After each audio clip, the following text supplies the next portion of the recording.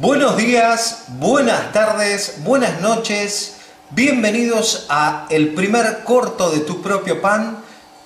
Tema: amasadoras. Bien, tenemos una masa hidratada al 50%. Esta masa es extremadamente difícil de trabajar.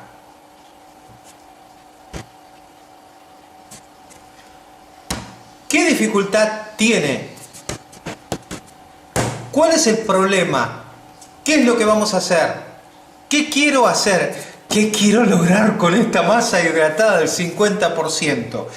Lo que voy a tratar de hacer es ver técnicas de amasado alternativas, porque cada vez que nosotros tenemos amasadora en casa es una cuestión, pero cada vez que nosotros no tenemos amasadora en casa y tenemos una masa que tiene baja hidratación al 50%, empiezo a tener algunos problemas cuando trabajo con masa madre. ¿Por qué? Porque la masa madre tiene otros tiempos de fermentación, la masa madre conlleva cuestiones de cómo trabaja esa levadura y cómo se va desarrollando el gluten, la acidez, dentro de este fermentado que tenemos acá dentro de esta harina. Entonces, básicamente, ¿qué es lo que voy a hacer? Voy a emular lo que es una amasadora. Una amasadora, básicamente, las amasadoras que tiene este jueguito de horquilla, lo que suele hacer es esto gira, y fíjense lo que hace la masa. La masa se enrolla contra sí misma y empieza a generar como una especie de lógica, fíjense, de 8. Y esto es un poquitito, para que lo vean, fíjense lo que pasa con esto. Esto se estira y se pliega sobre esta zona de acá. Es decir, que básicamente sigue siendo el mismo concepto de stretch and fall, o sea, estirar y plegar contra, ¿sí? Eso es básicamente lo que hace una amasadora. Ahora, la cuestión es la siguiente, que si yo quisiera hacer este stretch and fall con un solo coso, lo puedo hacer, pero es como medio complicado.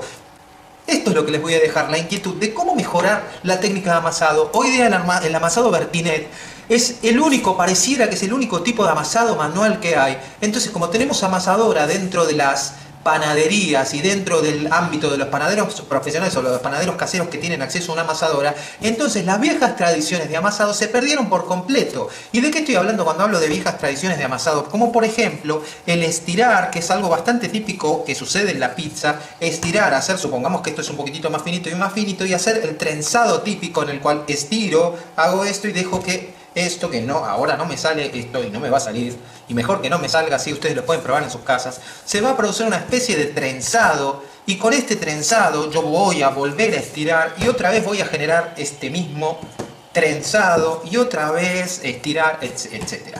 Bien, se los dejo así como inquietud. La inquietud número 1 es esa: chequear cómo funciona el trenzado. Por ejemplo, en la masa de pizza lo van a ver frecuentemente. La siguiente es lo que digo siempre. 2. Estiro y hago una ventanita, y esa ventanita la traigo para acá. Estiro, ventanita y traigo. Estiro, ventanita y traigo. Y lo mismo. Fíjense que estoy trabajando con pequeñas secciones de masa y pliego. Pequeñas secciones de masa y pliego. Pequeñas secciones de masa y pliego. 3. Bien, la otra es estiro y enrollo. Cuando estiré, estiro y enrollo, estiro y enrollo, estiro y enrollo, estiro y enrollo. Lo puedo hacer, hay formas estándar de poder hacer esto y hay formas no tan estándar. Lo van a ver con 12 millones de variantes de acuerdo al panadero. Pero si ustedes empiezan a mirar en detalle, esta masa ya está empezando a quedar completamente amasada. Miren lo que es esto. ¿Sí? Estamos hablando de un bollo que tiene 50% hidratación, ¿sí? Y de una masa que está bastante desarrollada. Fíjense lo que está pasando con esto. Fíjense que el dedito está volviendo. El dedito me lo tendría que poner con harina, obviamente, para que se produzca bien el efecto y no lo tironee. Fíjense la diferencia.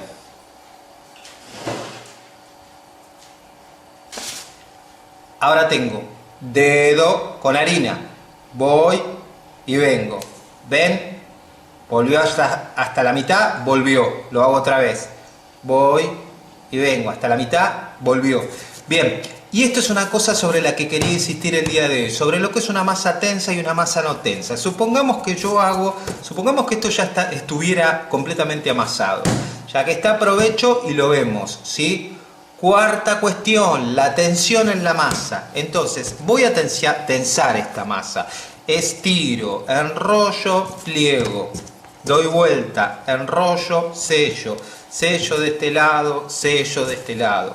Dejé adentro una buena cantidad de aire. Hago lo mismo. Estiro un poquitito, aplasto un poquitito. Trato de mantener la estructura. Sello. Y sello. ¿Sí?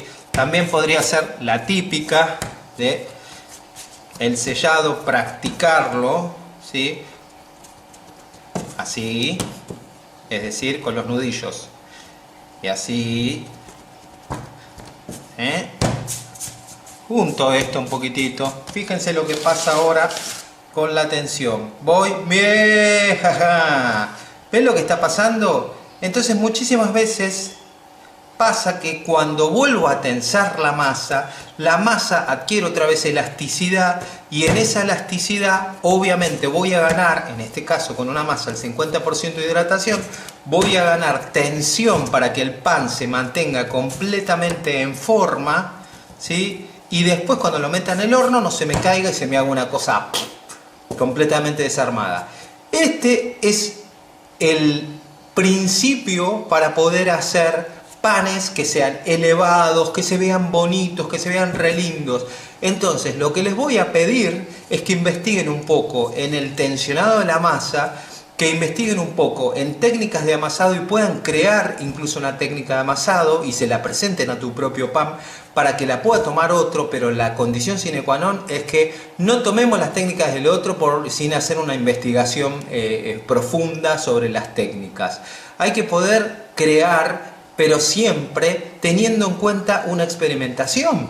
Entonces hay que experimentar, ver cómo funciona la masa, cómo se comporta, y en función de eso hacemos el acto inteligente de hacer una creación. Y después lo que vamos a hacer es tomar las técnicas de los compañeros y tratar de probarlas, pero ir al fondo. Ir al fondo significa aprenderlas en serio, probarlas y que realmente le funcionen. Bien, obviamente tienen que ser técnicas que sirvan para generar el pan. Entonces para esto a veces hay que hacer varios intentos. Bien, y lo otro que vamos a investigar y buscar, ¿sí? Como vamos a hacer un pan francés, vamos a tratar de buscar las mejores técnicas de sellado. Este es el sellado típico del pan. Esta es una forma de sellar, pero hay otras formas de sellar. Si yo hago esto, también estoy sellando el pan, ¿sí? Entonces quizá también pueda diseñar formas de sellar el pan y tensarlo. Fíjense esta masa. Básicamente lo que estoy haciendo es incorporar un poco de aire, ¿sí? Si hago esto, también estoy sellando, ¿sí? Esta es otra técnica bastante conocida. Y fíjense, miren lo que es esta masa. ¿Se dan cuenta de lo que está sucediendo con la tensión en la masa? El dedo viene de nada. Bueno, entonces explicadas todas estas cosas, vamos a hacer el siguiente post, que es pan francés. Adiós. Bueno, y finalmente el pan está listo. Bueno, algunas cuestiones que quiero contarles con respecto a este pan. El greneado, en este caso lo realicé directamente con cuchillo. Hice el greneado recto desde esta punta hasta esta punta, y luego lo que hice antes de hornear, junté esto con esto y así se produjo esta forma. Produzco. Bien, otra cosa importante que quiero decir de este pan. Este pan fue amasado, como lo vieron, con hidratación al 50%, pero cuando fue horneado durante los primeros 10 minutos a 250 grados. Bien, otra cosa importante que les quiero decir de este pan. Si yo lo corto de esta forma,